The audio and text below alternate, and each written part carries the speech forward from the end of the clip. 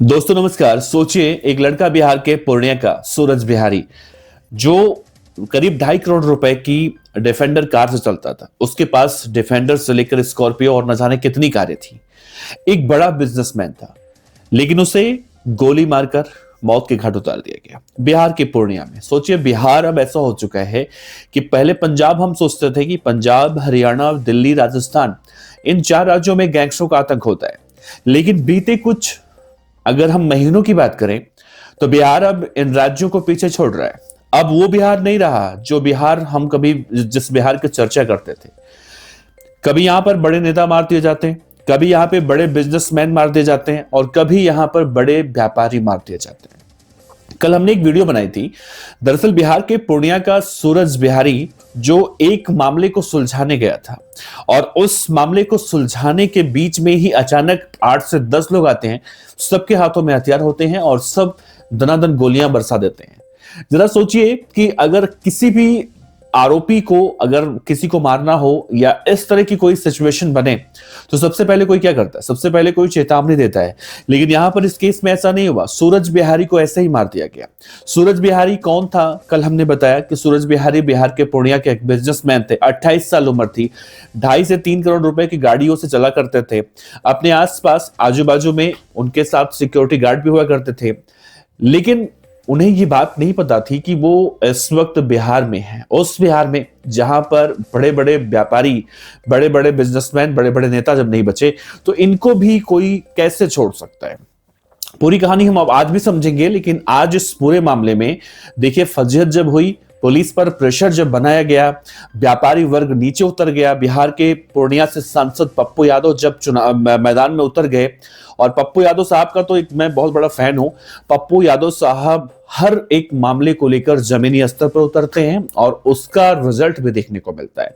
अब देखिए बिहार पुलिस ने एक बड़ा काम किया है। बिहार पुलिस ने इस मामले में शामिल एक आरोपी को आज पकड़ा है। आरोपी से पूछताछ हो रही है और जितने आरोपी और हैं उन सब के बारे में चर्चा हम करेंगे इस वीडियो में। लेकिन और भी बारीकियों से समझेंगे कि आखिर इस केस में यानी सूरज बिहारी वाले मामले में आगे क्या कुछ अपडेट निकलकर सामने आई है। तो इस वीडियो के अंत तक बने रहिएगा मित्रों। नमस्ते, मेरा नाम है देवनाथ पांडे और आप देख रहे हैं बीडीएफ न्यूज। देखिए बिहार के पूर्णिया में चर्चित युवा व्यवसायी और ब्लॉगर सूरज बिहारी हत्याकांड में बिहार की पुलिस पर दबाव पड़ रही है और दबाव जब बढ़ रही है तो बढ़ते दबाव के बीच में पुलिस को सफलता मिली। घटना के बाद से फरार आरोपियों की गिरफ्तारी के लिए एक एसआईटी बनाई गई थी और इन्हीं एसआईटी की टीम ने एक आरोपी को पकड़ा है। आरोपी की पहचान हुई है विशाल कुमार के रूप में, जिसके पास से एक अवैध हथियार भी बरामद हुआ है। दरअसल मरंगा के थानाध्यक्ष हैं कौशल कुमार। इन्होंने गिरफ्तारी की पुष्टि करते हुए कहा है कि पुलिस को एक गुप्त सूचना मिली थी कि आरोपी नेवालाल चौक के पास 55-56 गांव में छिपा हुआ है। सूचना के आधार पर पुलिस की टीम ने इलाके में घेराबंदी कर छापेमारी की और विशाल कुमार को वहीं से पकड़ लिया। तलाशी ली गई। तलाशी के दौरान उसके पास से एक लोडेड हथियार बरामद हुआ, जिसके बाद उसे हिरासत में लिया गया। पुलिस ने आरोपी से कड़ी पूछताछ भी की ताकि इस हत्याकांड में शामिल अन्य मुख्य आरोपियों जिसमें स्नेहिल झा, ब्रजेश सिंह और नंदू सिंह के ठिकानों का पता लगा जा सके। पुलिस सूत्रों के मुताबिक इस गिरफ्तारी से मामले की कई अहम कड़ियां भी अब जुड़ने लगी और बहुत जल्दी ही अन्य फरार आरोपियों की गिरफ्तारियां भी संभव हो पाएंगी। ध्यान देने वाली बात यह है कि सूरज बिहारी हत्याकांड की गंभीरता को देखते हुए पुलिस अधीक्षक के निर्देश पर 3 अलग अलग विशेष जांच टीमें गठित की गई हैं। एफआईआर में ब्रजेश सिंह, नंदू सिंह, स्नेहिल झा, आदित्य, अमन सिंह, रजनीश सिंह, अंशु सिंह समेत 3 अज्ञात आरोपियों को इस मामले में नामजद बनाया गया है। कहा जाता है कि सिर्फ 28 साल की उम्र में सूरज बिहारी लगभग 15 से ज्यादा करोड़ रुपए का जो सालाना टर्नओवर होता है उस व्यापार को चला रहे थे। वो मक्का के व्यापार से जुड़े थे, 18 गोदामों के मालिक थे और रियल एस्टेट और बिल्डिंग मटेरियल के कारोबार में सक्रिय थे। इसके अलावा सोशल मीडिया पर अपनी लग्जरी लाइफस्टाइल की वजह से और भी ज्यादा चर्चा में रहते थे। सूरज करीब 2.5 करोड़ रुपए के डिफेंडर कार में चलते थे और उनकी निजी सुरक्षा गार्ड भी देखें तो रहा करते थे। सूरज बिहारी की हत्या के बाद से पूरे पूर्णिया शहर में आक्रोश का माहौल देखने को मिला।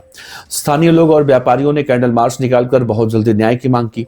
पुलिस पर प्रेशर बढ़ा। इसी बीच विशाल कुमार की गिरफ्तारी को जांच की दिशा में बड़ी उपलब्धि माना जा रहा है।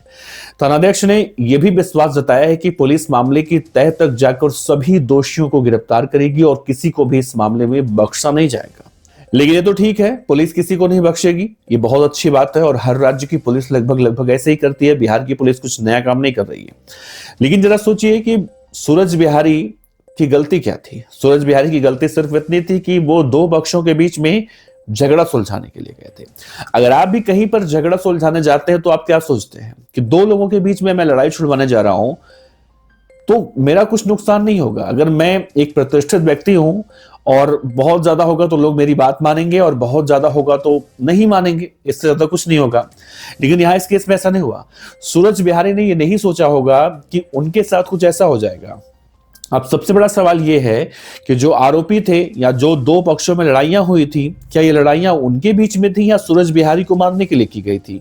क्योंकि सूरज बिहारी उन दोनों के बीच में समझौता कराने के लिए गए थे और कहा जा रहा है कि उसमें से एक पक्ष जो था वो सूरज बिहारी का भाई था और इसके बीच साथ में ही सूरज बिहारी वहां पर गए थे। लेकिन सूरज बिहारी सोचिए, जब वहां पर गए होंगे, उनका टशन जलवा अलग से था, लेकिन एक सिक्योरिटी गार्ड था, उसके हाथ में गन था। उन्होंने सोचा भी नहीं होगा कि इतना सब कुछ होने के बाद उनके साथ ऐसा हो सकता है। कहा गया कि बीच बचाव चल रहा था, तभी अचानक 8 से 10 लोग आते हैं और सूरज बिहारी को ताबड़तोड़ गोलियों से भून देते हैं। इस दौरान एक चीज और देखने को मिली, वहां पे भगदड़ मच गई। अब एक आरोपी जो विशाल पकड़ा गया है, विशाल ये खुलासा करेगा कि ब्रजेश सिंह हो, स्नेहिल झा हो, आदित्य सिंह हो या फिर जितने भी आरोपी हो, अज्ञात भी जो बनाए गए हैं, इन लोगों ने सूरज बिहारी को मारने की प्लानिंग क्या अभी अचानक बनाई थी या इससे पहले वो सूरज बिहारी को मारने की योजना बना चुके थे?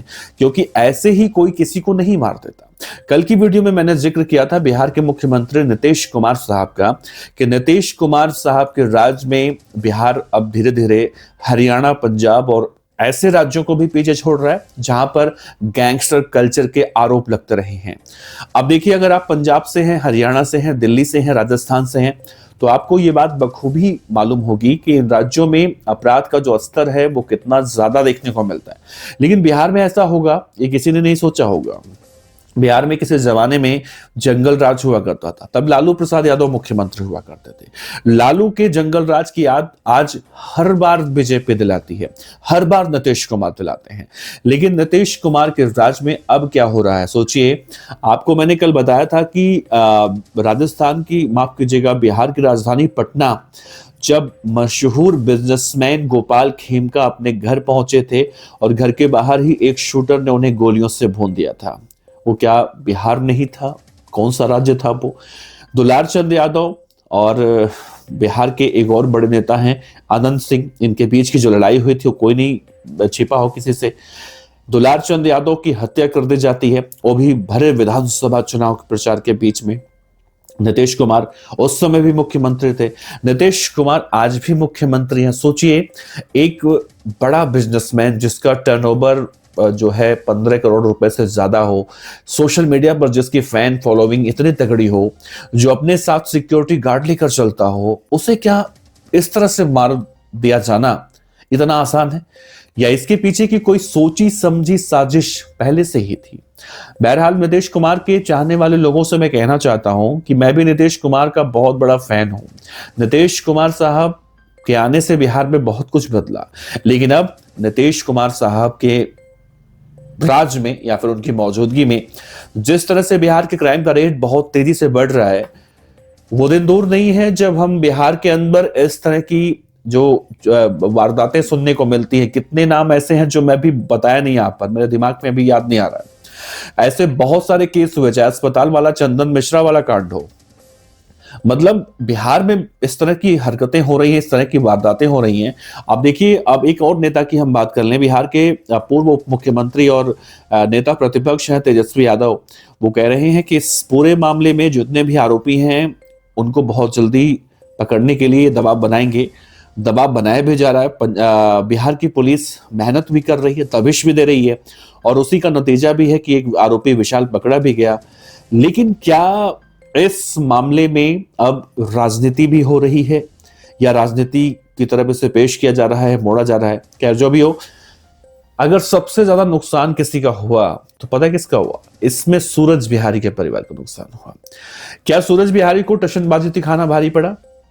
या वो जो लड़की की तस्वीर जिस तरह से सोशल मीडिया पर डाली गई थी जिससे पूरा बखेड़ा शुरू हुआ था, क्या वो इस पूरे मामले में भारी पड़ा? ऐसे में कहीं ना कहीं देखें तो उनकी एक संतान है, घर में पत्नी है।